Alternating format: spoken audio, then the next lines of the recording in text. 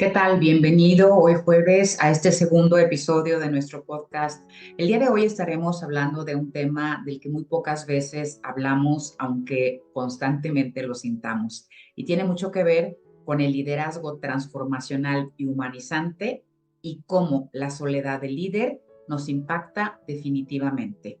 Iniciaremos puntualizando dos conceptos muy concretos. El primero de ellos es que estoy entendiendo por liderazgo transformacional, aquel liderazgo en el que yo asumo la responsabilidad de liderarme y que lo vuelve posteriormente un liderazgo mucho más humano, mucho más pleno y consistente a la hora de ejercitarse. Tengo dos herramientas para compartirte muy puntualmente en este segundo episodio. La primera es el discernimiento y la otra es el corazonar. Corazonar entendido como esta capacidad de estabilidad que vamos practicando poco a poco, de conectar nuestro intelecto con aquello que sentimos y con aquello que aquí nos deja en paz. Creo que hablar de liderazgo es siempre hablar implícitamente de soledad. Estamos solos cuando tomamos decisiones, cuando tenemos que elegir sobre diferentes opciones, tenemos que dimensionar aquello que va a implicar esa decisión que tomamos y eso hace que la mayoría de las veces este liderazgo se vuelva solitario. Hay algunas herramientas que podrían ayudar. Las tres perspectivas desde las que hoy hablaremos sobre el liderazgo serán sobre las expectativas internas y externas, después sobre el poder o el peso de la responsabilidad cuando tomamos decisiones y por último el temor a la vulnerabilidad que como líderes muchas veces no integramos en este liderazgo porque lo hemos concebido quizá culturalmente desde una perspectiva no adecuada. Hablar de responsabilidades internas y externas podría hacerse desde diferentes perspectivas. La que yo quiero considerar hoy en este episodio tiene que ver particularmente con esas expectativas que yo como líder tengo de mí mismo o de la imagen que yo me he hecho sobre mi propia persona, mis capacidades, mis habilidades, mis debilidades, mis retos, ¿no? Y por otro lado, tiene que ver también con aquellas expectativas que tenemos en el entorno de nuestros jefes, de nuestros pares, de nuestros subalternos o colaboradores, y que muy pocas veces nos dan espacio de manera consciente a entender o a asumir desde el lugar que corresponde esas responsabilidades. Muchas veces tiene que ver con una descripción de puesto solamente enunciativa que no marca claramente lo que se espera de nosotros en ese puesto de responsabilidad. Otras veces puede tener también influencia con que no hemos recibido una inducción adecuada a la empresa, al área de trabajo y al puesto en lo particular. Y en otras ocasiones, estas expectativas tienen más que ver con la imagen o aquella característica que la persona que te reclutó cuando trabajas para alguien, para alguna empresa, etcétera, tiene sobre ti al haberte entrevistado. Si yo ponderara estos dos tipos de expectativas, creo que muchas veces pesa más, sin que nos demos cuenta, la perspectiva que tenemos o la imagen que tenemos de nosotros mismos y de nuestro liderazgo. Nos ha costado mucho construirlo y en algunas ocasiones nos inclinamos más a valorar aquello que nos dicen que hacer una reflexión profunda de lo que nosotros hemos aprendido a lo largo de la vida, de las características, de nuestros dones, de aquello que los demás valoran de nosotros. Y me refiero en el ámbito profesional, ¿no? ¿Qué nos han dicho nuestros jefes, nuestros compañeros? ¿Qué era lo que valoraban de tenernos al lado o como parte del equipo, que cuando nos fuimos, pues extrañaron, por ejemplo? Y en el otro lado tenemos también esto que el entorno, digamos, laboral, si tú eres un líder, un empresario que tiene equipo a su cargo o que es el responsable de que la empresa vaya al nivel que tú requieres, creo que las expectativas más fuertes son aquellas que pueden tener el equipo o el entorno de aquel lugar en donde compartimos nuestro liderazgo. Y puede ser que sea en una empresa o puede ser que seamos los líderes, los dueños, los empresarios y que tengamos que llevar a nuestra empresa a un nivel diferente. Eso hace que tanto colaboradores como pares, como jefes inclusive, o socios estratégicos, o el consejo de administración, esté o tenga una expectativa sobre nosotros. Y eso hace que solamente sintamos el peso, pero que no hayamos hecho un alto muy pertinente para decir o para definir cómo quiero ser percibido en ese liderazgo y qué traigo como experiencia para sumar y para transformar esas expectativas en resultados que no esperaban, en cualidades, en comportamientos que luego puedo permear al equipo de trabajo.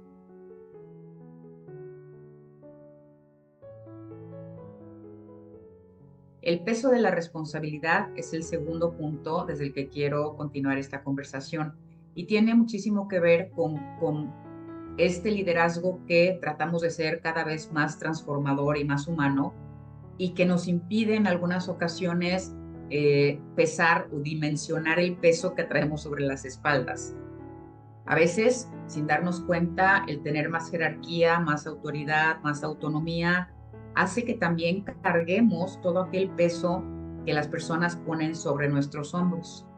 Y bueno, si lo ponen es porque podemos con él, pero muy pocas veces somos conscientes de que nosotros podemos definir cómo trabajar con ese peso que traemos, con esa responsabilidad, cómo vamos a tomar las decisiones, con qué parámetros, desde dónde, qué tipo de información podemos estar requiriendo que no tenemos en este momento. Y entonces, cuando compartimos un poco esta responsabilidad o facultamos al equipo de trabajo para poder delegar algunas responsabilidades, este peso va disminuyendo porque lo repartimos con los demás, ¿no? Y yo creo que un ejemplo muy gráfico es cuando se está construyendo una casa. Cuando tenemos algunas paredes que son de carga, tenemos que ser muy cuidadosos para no tocarlas cuando tenemos que hacer alguna modificación, por ejemplo. Pasa exactamente lo mismo. Cuando nosotros tenemos claro en el liderazgo nuestros valores y lo que es inamovible para nosotros, es mucho más sencillo ordenar y gestionar estas responsabilidades para que puedan convertirse realmente en resultados y que nos permitan sobre todo desarrollar a las personas y la relación que hay detrás de esta colaboración conjunta, ¿no? El tercer tema sobre el que abordaremos hoy esta charla tiene que ver con la vulnerabilidad. Culturalmente, quizá, como mexicanos, y puede ser que esto también sea una constante en Latinoamérica, estamos viendo o percibimos la vulnerabilidad como fragilidad o como debilidad, y estamos dejando de aprovechar este recurso como la posibilidad de compartir eso que somos y tenemos, esas experiencias quizá no tan gratas, aquellas que son horriblemente malas y que pueden sumar precisamente a que no, ayudarnos a no perder esta vulnerabilidad, que no es otra cosa que la faceta más humana de nuestro liderazgo. Yo creo que todos tenemos por ahí algún líder o algún mentor que inmediatamente cuando tenemos que buscar algún ejemplo para hablar de por qué era valioso o bueno para nosotros, era porque era humano, era porque su liderazgo era realmente parte o extensión de su personalidad y con su experiencia y con el paso de los años llegó a entender que esa vulnerabilidad, ese ser cercano a las personas, ese compartir a veces cómo me siento, o hoy necesito ayuda en este tipo de cosas porque hoy no tengo la cabeza, estoy preocupado por algo que pasó en la familia, me chocaron al venir para acá. Ese tipo de situaciones que son aparentemente tan intrascendentes son rasgos de vulnerabilidad, perdón, que nos ayudan mucho a acercarnos al equipo de trabajo. Creo que en muchas organizaciones, o así lo he constatado al menos hasta el día de hoy, en más de 20 años como mentora organizacional y directiva, es el hecho de que las personas nos ven en un lugar muy diferente al que en realidad tenemos. Es un hecho que jerárquicamente tenemos un lugar alto, digamos, en un organigrama vertical. Sin embargo, creo que tenemos que ayudar a las personas de nuestro equipo a romper esa barrera. ¿Por qué? Porque de otra manera vamos a estar siempre en el Olimpo para ellos, en muchos de los casos, porque a lo mejor tenemos un título o dos, etcétera, y eso impide el acercamiento. Trabajamos con y para personas, lo que nos debe mantener siempre alertas a ser los primeros en buscar a la persona, en invitarla a acercarse, a dialogar, a compartir información, a preguntarnos sobre algo que no sabe, a decirnos también aquello que ve que estamos haciendo medio incoherentemente, cuando normalmente lo hacemos de una forma diversa. Entonces creo que la vulnerabilidad puede ser una herramienta de gran valor cuando la aprovechamos y dejamos de pensar en esa autoimagen que muchas veces nos juega muy mal, nos juega a la inversa, porque a veces creemos que somos de cierta manera y la mayoría de las personas son tan positivas que perciben la parte que nosotros no vemos.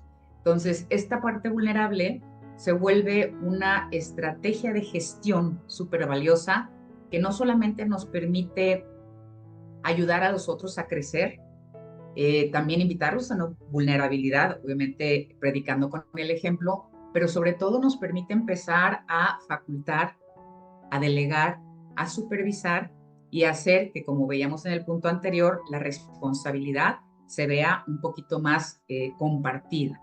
Un ejemplo que me parece súper valioso, que me gustaría compartirles en este momento de vulnerabilidad, es algo que me sucedió cuando yo era gerente corporativa de ventas de un grupo muy importante que tenía un desarrollo inmobiliario muy lindo en San Miguel de Allende, en el área de la presa. En ese momento se invitó al entonces candidato a la presidencia a inaugurar el megaproyecto. Cuando estaba él en la charla, ya saben, con todas las personas que habían asistido a la presentación de este proyecto, una señora le preguntó, como con mucha jiribilla, algo, ¿no? Y él tuvo la coherencia suficiente y la libertad como para responder con toda transparencia. Respondió, señora, no sé de lo que me habla, déjeme investigar, no sé todo, igual que ninguno de nosotros lo sabemos. Entonces, déjeme tener la respuesta y con mucho gusto regreso con usted para darle respuesta a esa inquietud que me acaba de manifestar. A mí me pareció algo tan interesante porque la reacción de la gente como no fue como nosotros quizá podríamos haber imaginado normalmente, ¿no? Que tiene que ver con una respuesta de político. La realidad es que fue una respuesta desde la persona que sin temor alguno respondió, no sé. ¿Cuántas veces nosotros como líderes podemos responder con esa transparencia?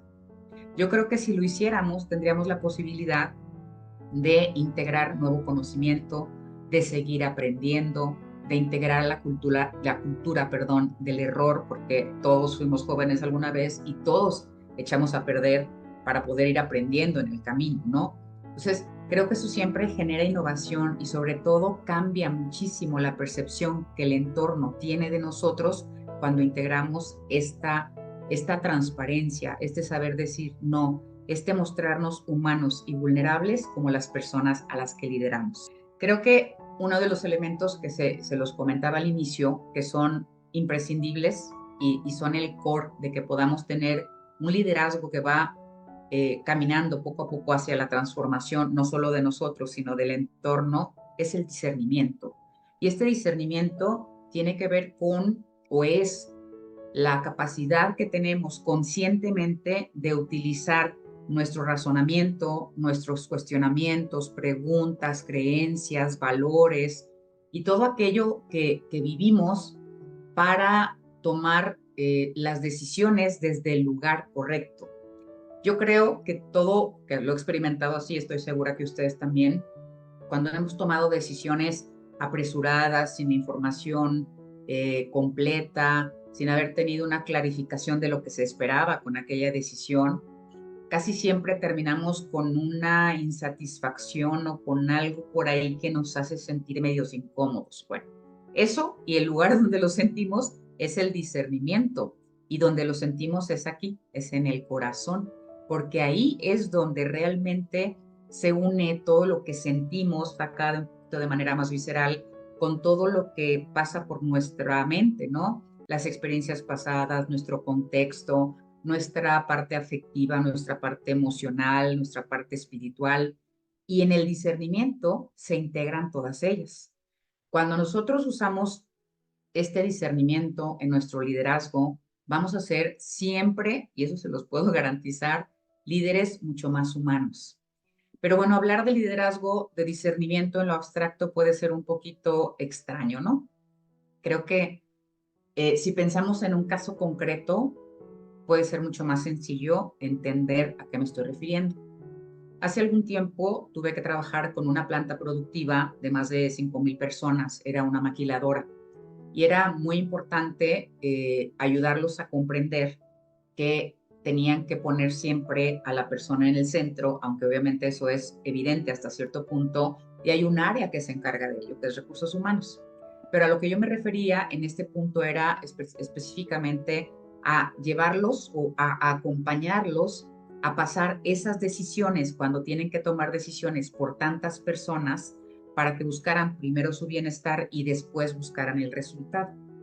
Por ejemplo, cuando tenemos un colaborador que es extraordinario, que lo vemos crecer, que incluso lo hemos acompañado para que se desarrolle, lo hemos mentoreado para que pueda llegar a otro nivel y hay que pasarlo a un siguiente puesto, tenemos que ser muy conscientes y ahora sí que discernir en el corazón si es el momento, si la persona está preparada integralmente para asumir esta nueva responsabilidad.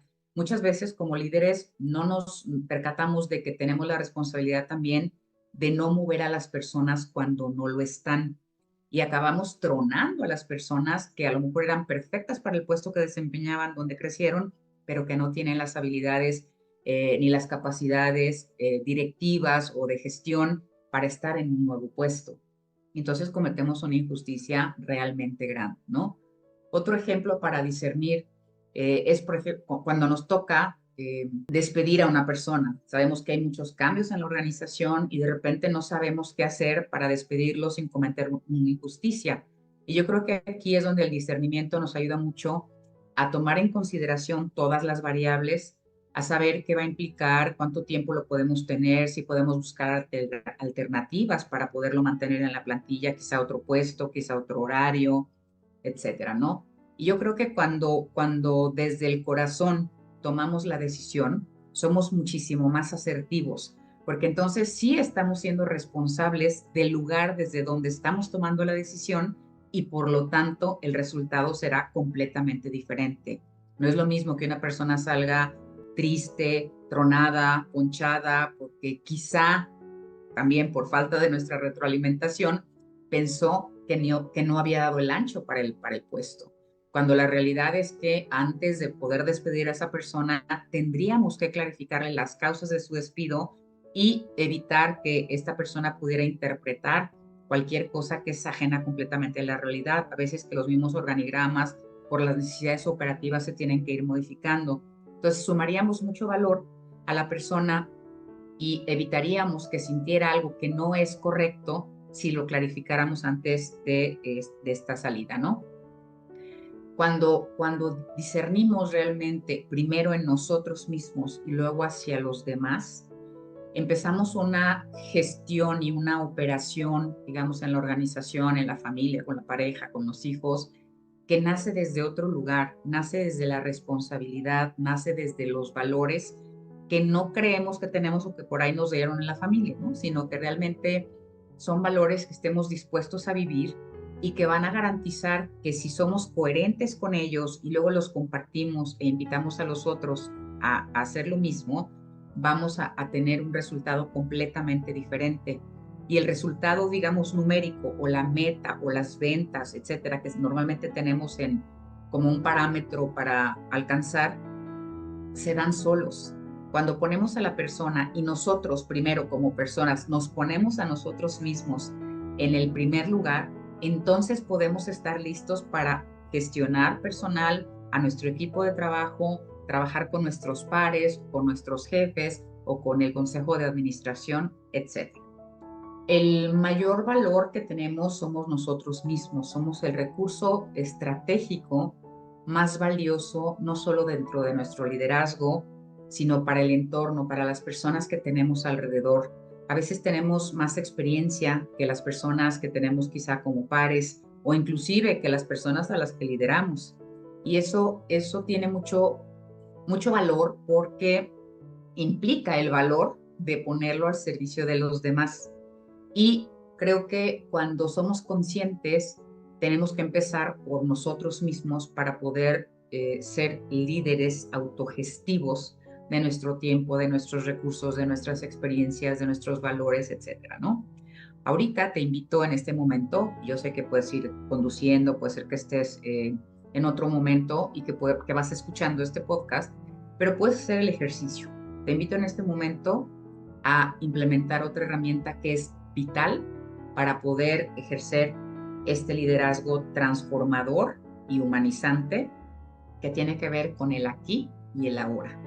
El aquí y el ahora no solamente nos permite concentrarnos en el momento preciso que estamos viviendo, cómo estamos respirando, cómo nos afecta la temperatura exterior, traemos la ropa adecuada, cuánto pesa la ropa, desayunamos, nos duele la uña del pie que no hemos atendido, tenemos que hacernos un check-up médico por lo menos una vez al año. Todas estas cosas que son prioritarias para que podamos realmente estar enteros antes de tener un liderazgo frente a otros, las puedes integrar en el siguiente ejercicio. Vamos a respirar profundamente, así como los bebés, inflando el abdomen. Respiramos, inhalamos y exhalamos suavemente por la nariz otra vez. La invitación es a que lo hagas 3 veces y a que comiences a sentir, a percibir con tus sentidos muchas cosas que normalmente no percibimos. Irónicamente, una de las cosas que más se nos olvidan como líderes es que nosotros debemos estar perfectamente en orden en el aquí y ahora a cada momento. Aparte, obviamente, de lo que hemos visto hasta ahora, pocas veces tomamos conciencia de lo que percibimos. Menos aún tomamos conciencia de que muchas veces lo que sentimos genera pensamientos en nuestra mente y que a partir de esos pensamientos vemos y actuamos. Y es aquí donde el aquí y ahora se vuelve una herramienta imprescindible, porque nos evita estar en el pasado y nos impide estar en un futuro que no podemos controlar y al que todavía no tenemos acceso. Eso nos da una libertad muy particular y muy valiosa para poder entender el momento de vida en el que estamos, las cosas que vamos descubriendo de nosotros mismos, que dicho sea de paso, son las únicas que podemos entender y detectar en los demás porque las hemos vivido previamente. Cuando lideramos tenemos una riqueza increíble alrededor. En las personas está la riqueza, en lo que son, no en lo que hacen. Y muchas veces sin darnos cuenta violentamos este orden. ¿A qué me refiero? A que a veces estamos tan ocupados en lograr el resultado, en terminar en tiempo y forma, que dejamos de ver que la persona que está desempeñando aquella actividad muy puntualmente puede estar aportando menos de lo que es capaz de aportar. Y no me estoy refiriendo a que puedes exigirle más y te puede dar más. Me refiero puntualmente a que, como cualquier ser humano, está lleno de riqueza, tiene experiencias buenas, malas, tiene dones naturales, ¿no? A lo mejor puede ser una persona muy alegre, puede ser una persona cantarina, puede ser alguien que nos puede ayudar a bajar el estrés en una situación muy compleja con un chiste, o a la inversa. Puede ser que cuando la operación se ha vuelto laxa completamente, con una pequeña llamada de atención muy cordial, muy amorosa, nos pueda traer nuevamente al orden que tenemos que dar para poder lograr el resultado luego de esas 8 horas de trabajo, ¿no? El aquí y ahora es un ejercicio que tenemos que tener permanentemente presente, no solo para vivir en plenitud como personas, sino también para ser lo más responsablemente posibles en el liderazgo que ejercemos.